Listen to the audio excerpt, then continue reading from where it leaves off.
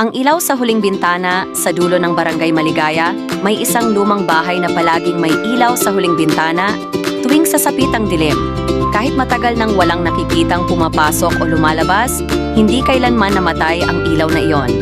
Para sa mga bata, hiwaga iyon. Para sa matatanda, alaala. Isang gabi napilitan si Lino na dumaan sa tapat ng bahay matapos masiraan ng bisikleta. Habang hinihila niya ang kadena, napansin niyang mas maliwanag ang ilaw kaysa dati. May kumalabog sa loob, hindi malakas, ngunit sapat para mapatigil siya. Nais na niyang umalis, ngunit may munting boses na tila humihingi ng tulong.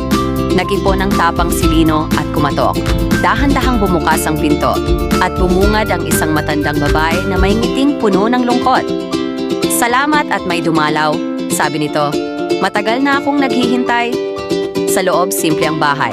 Mesa, 2 silya, at isang larawan ng pamilyang masayang nagtitipon.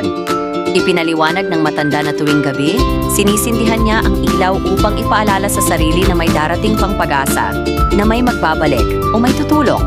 Iyon ang huling bintana dahil iyon ang una niyang binubuksan tuwing umaga. Tinulungan ni Lino ang matanda sa ilang gawain at inayos ang sirang kandado ng bintana. Bago siya umalis, ibinigay ng babae ang larawan.